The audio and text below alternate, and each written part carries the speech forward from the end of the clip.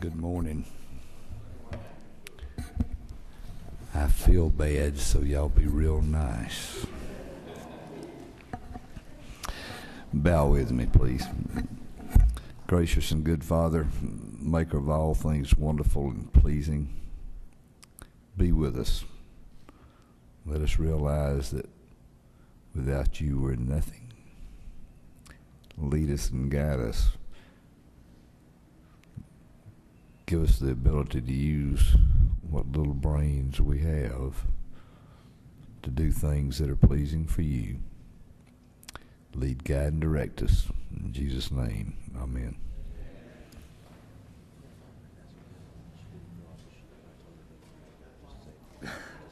Yeah, she was in the office. Okay, we have a new secretary. Oh no, we don't. I thought we would. We have to give him a little bit of credit. He had to present a bill in the Senate.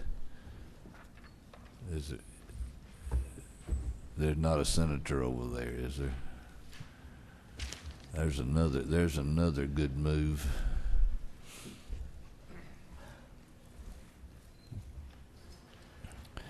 Mr. Kidd. Thank you, Mr. Chairman. I'm here on the House Bill 192. It's about a third of the way down. Very simple bill. It adds to the podiatry code of practice the word cosmetic. It doesn't add any new scope to their practice. It just lets them use the word cosmetic for some of the procedures they perform.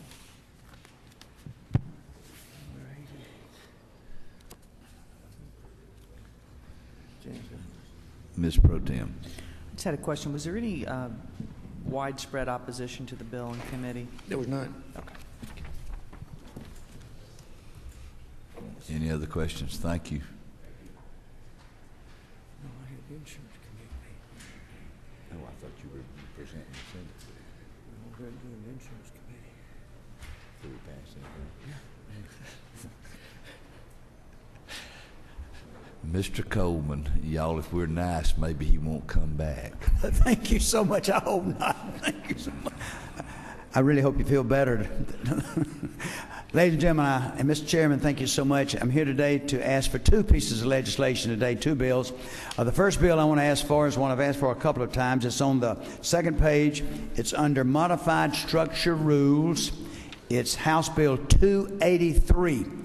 And this is the bill that, of course, that was proposed by the House Education and Finance Study Commission, and it's dealing with Title 20 legislation. It's taking and revising, updating, and deleting many of the areas in Title 20 in 30 sections.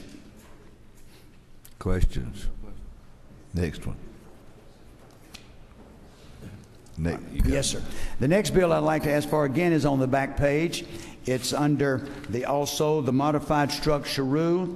This is House Bill 327. It's the second piece of legislation coming out of the Education Study Finance Commission. As I mentioned earlier when I talked about the Title 20, the State Department is developing a report card. We're using 20 indicators, and we'll be grading every individual school in the state and every system. And systems will get a grade from 1 to 100. And what this is developing, it's developing 3 areas of flexibility with strong accountability for these systems. And I won't go into every individual, but it'll be 3 areas, 1, 2, and 3 ratings. If they are 1, that means they're not doing well, and they'll be under state control. They'll be given what help they need and what flexibility they need to try to move them up to a passing grade. If they are 2 or 3, they will be given complete flexibility without any strings attached, but they'll still have to, we'll be telling them what to teach, but they'll have their right to do it how they want to.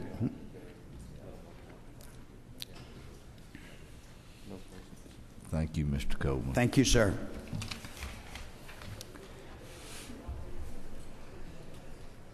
Mr. Nix. Thank you, Mr. Chairman. I would like to ask for House Bill 244. It's on under modified structure and on the back page, the 7th one down. This is our new teacher evaluation bill. Instead of just 2 ratings of satisfactory or unsatisfactory, we would go to a rating of exemplary, proficient, needs improvement or ineffective. I think it'd be very good for our school systems. Any questions? Have you got any more, or are you just going along with Brooks? I've just got one, sir. You gave me the other one yesterday, so I'm good. Thank you. Mr. Rogers. Thank you, Mr. Chairman. Good to see you. And if you need me to take you to the first aid station, I'll be happy to do so. I want to tell the Madam Speaker, went to Milton last night, Cambridge High School. A little cold. Played a little lacrosse, so it was fun. So Your time's going. House Bill 293, Mr. Chairman, is one I've spoken to you about. Helps our students who want to go to nursing school. This is for proprietary institution for profit private schools. And you and I have had a discussion about it. So I have not heard from anybody that's opposed to the bill. So be glad to answer any questions. Mr. Roberts. No questions? Okay. Ms. Pro Tem. I had a question. What would be the financial impact to the lottery if the current number of students at the school? We're looking at a minimum or maximum $250,000. Okay. $250,000 To simply give us it's the Hope Scholarship to those who Correct. In the nursing. Okay, thank you. Thank you. Any other questions? Mr. Rice.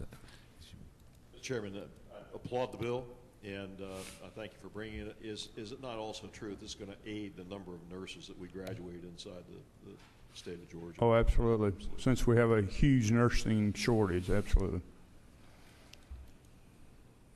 No other questions. Thank you, Mr. Chairman. Mr. Wilkerson. Thank you, Mr. Chairman, members of the committee. I'm asking for House Bill 310. This is a cleanup bill that was requested by the Georgia Government Transparency and Campaign Finance Commission, and I would like to thank the majority leader and the minority leader for their help in redrafting this bill. Any questions? Thank you. Thank you. Mr. Spencer. Thank you, Mr. Chairman. I come back today to address any questions about House Bill 99, which is under modified structure on the front page.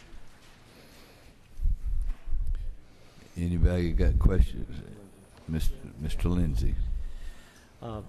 Representative, thank you for bringing this bill. I think generally it's a good bill, and it'll do a lot of good for a lot of people in terms of their personal freedom. But there hasn't been a question that's been raised, and I think it's important for you to sort of explain it to the committee regarding what exactly is meant by appropriately sealed in a secure location in the car. Tell us about that, if you would. When we debated the bill in committee, there was concerns that about transport, and with my bill not being compliance or homebrewers being in compliance with open container laws.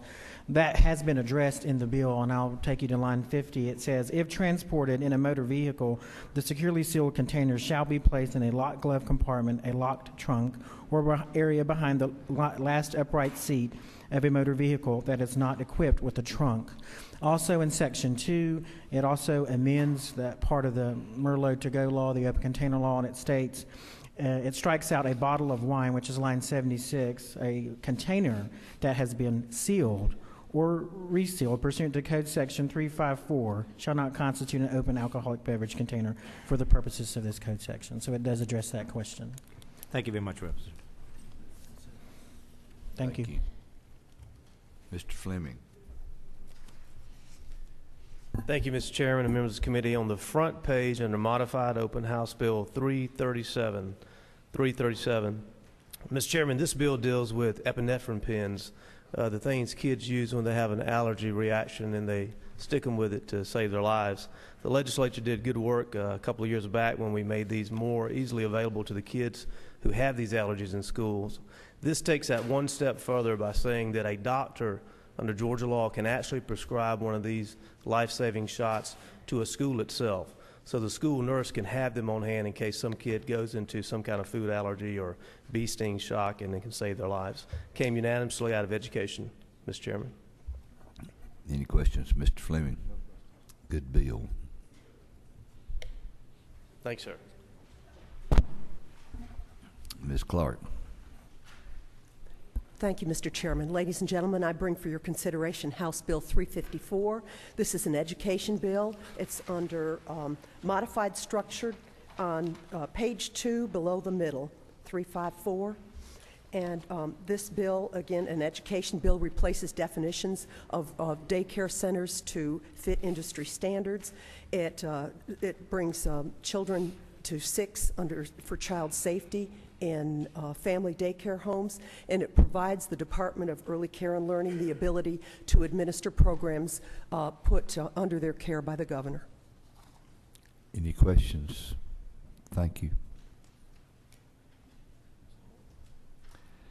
Ms. Oliver? Thank you, Mr. Chairman. Please forgive my negligent lateness in filling out your form. My House Bill 21 is not quite on your list yet, but I was here and wanted to ask for your consideration of House Bill 21 tomorrow on adoptions. This is a bill supporting adoptions and giving discretion, non-mandatory, but discretion opportunities for families in the adoption process to improve their relationships. Thank you, Mr. Chairman. I'll be back, hopefully. It's on the yellow sheet if y'all are looking for it. She just couldn't get there yesterday or whatever. Thank you.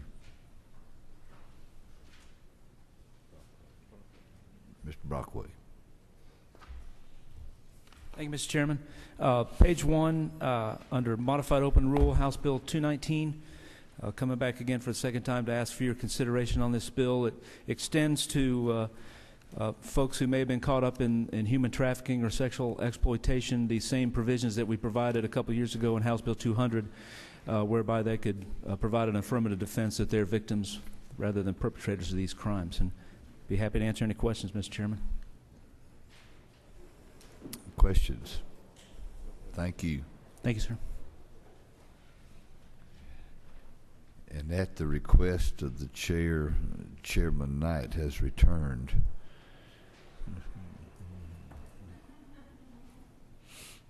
Mr. Chairman. Because I forgot what he said last time. Sir? I forgot what you told me last time. I forgot what I told you last night, too. I want to know if Mr. Roberts is all right with this bill. Y'all aren't going to have a knockdown. All right. Go ahead, Mr. Knight. Well, 155, and again, Mr. Chairman, at request, make sure everyone on the committee understands this bill. This is Department bill, or at least Section 1 of it is, and this is dealing with the commercial shooting preserves.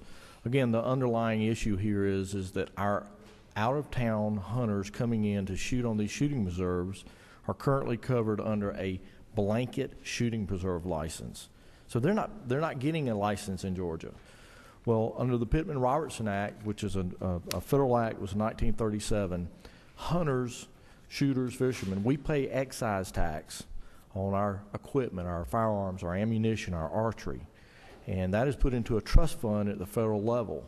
And those funds are allocated back to the states based on license, okay? So here we are, Georgia, one of the only few states that has this loophole where we've got all of these folks coming into the #1 destination state in the country to hunt, and they don't have to have a license.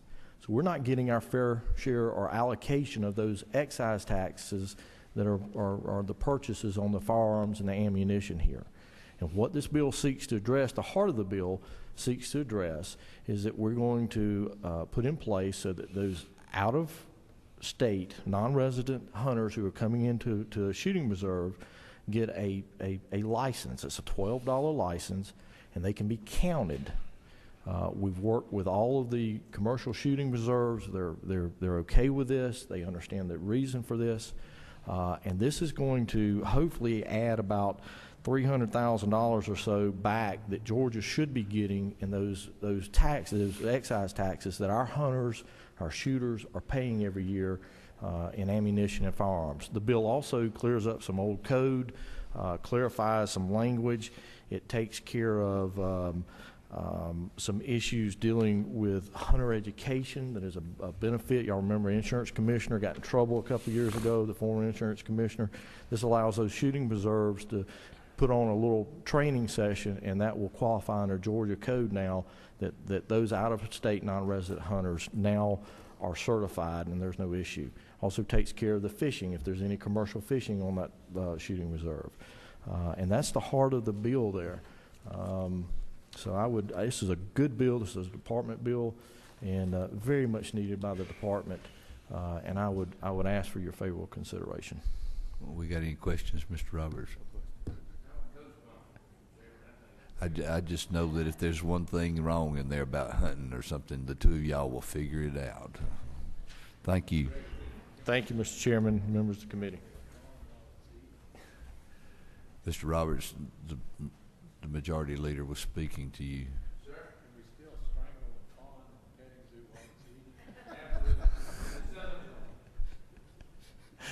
pond Oh, Lord. Mr. Dollar. Thank you, Mr. Chairman. I have HB 324.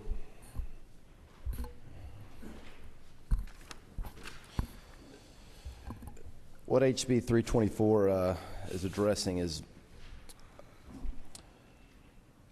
based on a recent rule by the Georgia Student Finance Commission. All HOPE eligible students are now required, that's incoming college freshmen and all current HOPE recipients are required to fill out the FAFSA form, which is the Free Application for Federal Student Aid. This is a new phenomenon, and what this bill addresses is that they will not have to fill out this form.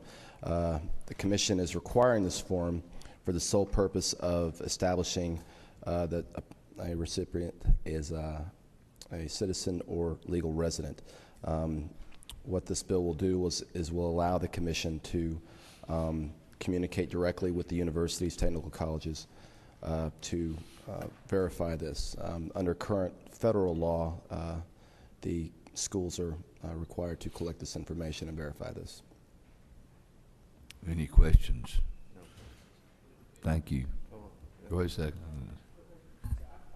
Prior to this year, there was a quick form that a student could fill out in lieu of the FAFSA. Is that what this would allow as they go back to the quick streamline? And that's what we currently do. This does not go into effect until this year, so essentially the fiscal year 14, right. July 1. There is a homegrown, very simple online form right. that the Commission currently uses, and that system would remain. Yes, ma'am. Although I will say students who are, the universities and colleges actually are currently requiring FAFSA because students have already been admitted for next year. I wonder how that timing would work. I think actually we would have 1 year where kids would probably mostly have to do the FAFSA, which is this year, but this would...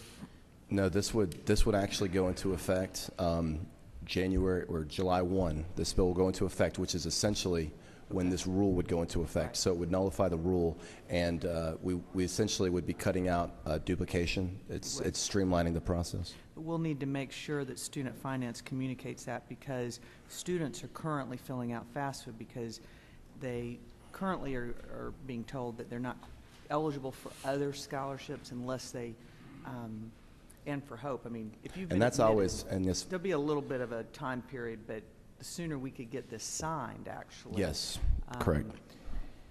The quicker they could adjust and know that... Information is just now starting to pilfer out from the high schools and from the universities to kids that they need to fill this out. That's why this is somewhat being fast-tracked. Yeah. Yes, okay. Yes, ma'am. Good. Thank you. Anybody else? Thank you. Thank you. No, let's go back. Come back, Matt. Thank you, Mr. Chairman. Will there be a process at the end of this? if people want to use an alternate means to verify qualification than FAFSA. I've had a constituent come to me that said they felt like they were not applying for federal aid, and they recognized there needed to be a verification of certain facts about their family to qualify, but he felt like the FAFSA process was overly intrusive and thought there might be another way to verify eligibility. Is there a way to do that? If I understand the chairman correctly, I think the system that we currently have in place would suit that need. And if you're talking about the verification of citizenship or residency, that step is being taken care of at the ground level on the university side. Because in practice, students are being told they've got to fill out a FAFSA form. That's kind of what you go do. There may be a possibility to do other things, but that's not widely known and being distributed to students. I want to make sure there's nothing in law. As we're taking up the subject matter, there's nothing in law that would prevent that from happening. That's my understanding, yes, sir. Thank you. Any others? Thank you. Thank you. Mr. Willard.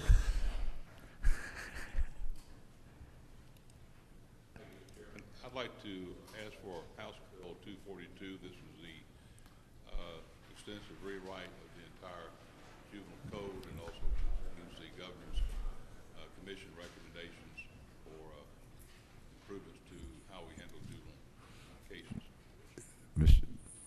Mr. Chairman, how long is this bill? It's a long bill, but we can explain it very quickly. How many y'all bear with me for a second here. I'm gonna go. How many amendments has that thing got?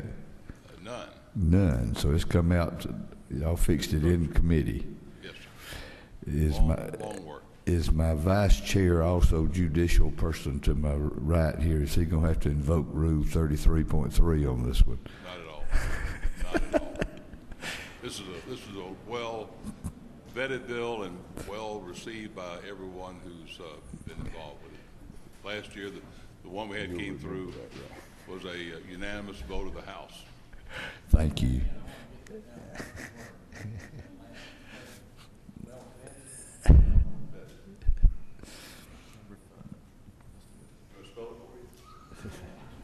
Mr. Lindsay. Thank you, Mr. Chairman. I first off would like to move to recommit House Bill 361 back to the Industry and Labor Committee. It needs some fine tuning before we're ready to bring it to the floor. And he's made a motion here. Second. Any opposed? It's back. Mr. Chairman, my remaining bills, HB 123, HB 199, and HB 362, are all in perfect condition and ready to go to the floor whenever this committee is ready to send them.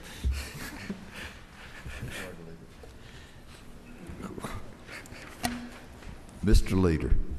Thank you, Mr. Chairman. I move we recommit House Bill 318 to the committee from which it came, and hopefully it will race right back to this committee after a minor change or two.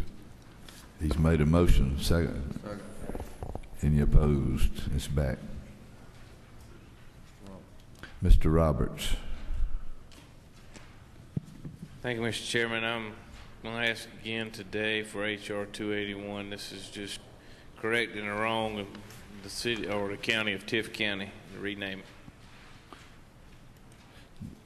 Did y'all just misspell Tift? Is that what it was?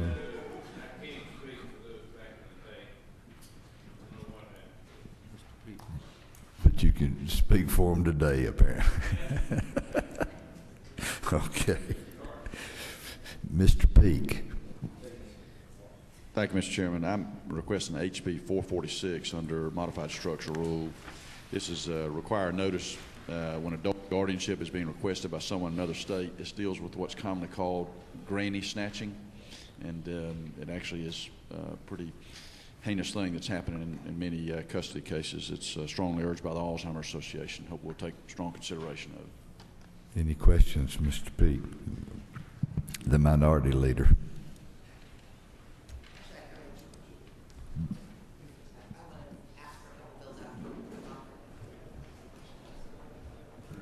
I would like to put my name beside HB 21 requested by Representative Oliver. and in anticipation of the minority whip, would like to commend her bill to this committee for consideration. I hadn't got it on the blue sheet, but it'll be there tomorrow. Ms. Hughley. Thank you, Mr. Chairman. I'd like to ask for H.R. 73, which is a compensation resolution for Latham Ward. We had this resolution last year, and it did not make it all the way through at the last moment. But it's a resolution to compensate Mr. Ward for having spent about 12 years incarcerated for a crime he did not commit. Mr. Hamilton. Thank you, Mr. Chairman. I'd like to ask for, under modified open, House Bill 139. It's a sheriff's qualifying bill based on some things that happened in our county this last qualifying that brought up some concerns. We simply re-clarify the qualifying provision. And then happy to say that House Bill 393 under modified structure has come back. We made two small technical changes on it. We're giving a due process for any officer that was removed, and also changing the quorum from 50 to 30%. Any questions? Ms. Sims. Thank you, Mr. Chairman. I'd like to request House Resolution 218. It simply asks the superintendents to encourage the teachers to teach the Constitution. It is in our curriculum.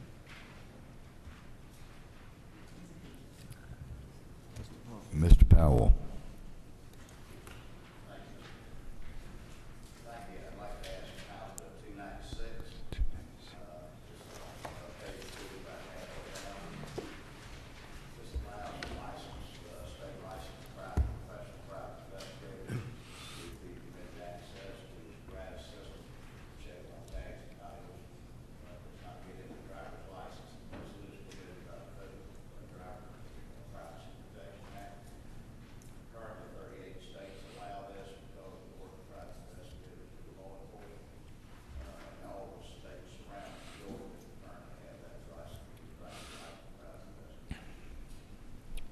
Any questions, Mr. Powell? Mr. Williams. Thank you, Mr. Chairman. It's not a question, it's a request. Our esteemed secretary / sound man, we're having some real difficulty hearing some. I did not hear anything Representative Sims said. Nobody else did. Nobody else did either. Oh, she talks a little sweeter and quieter than most of us do. You have to listen hard. I even missed the sweet, quiet, esteemed chairman of judiciary there. Didn't hear a word he said.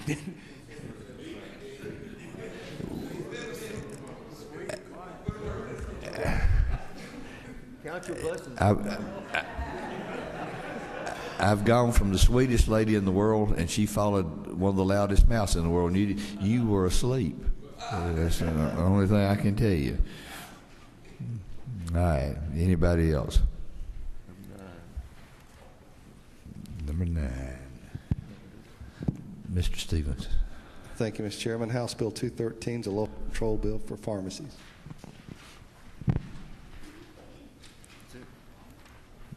Okay, that's it.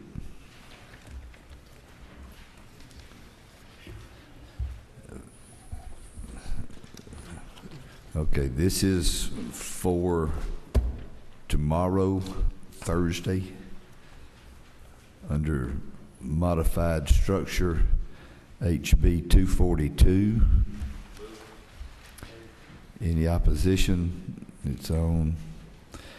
And under modified structure, we'll do some education here.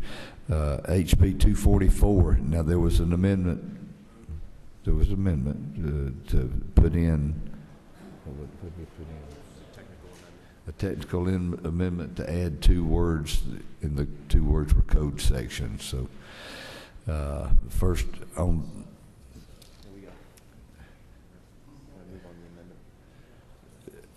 All right, we got who move on the amendment.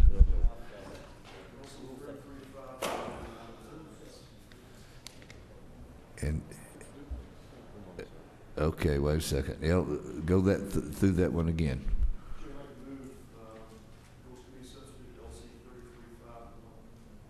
19S. Okay. All those in favor signify by aye. Any opposed? So that one will be on there as the rules substitute.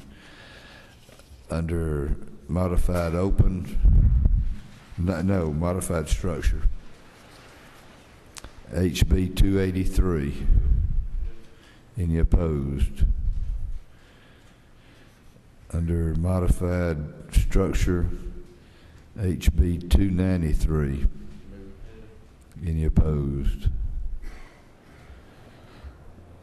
Under modified structure, HB 327. Any opposed? Under modified open, HB 155. Any opposed? Under modified open, HB 324. Any opposed? Under modified structure, HB 156. Any opposed? Under modified open, HR 274.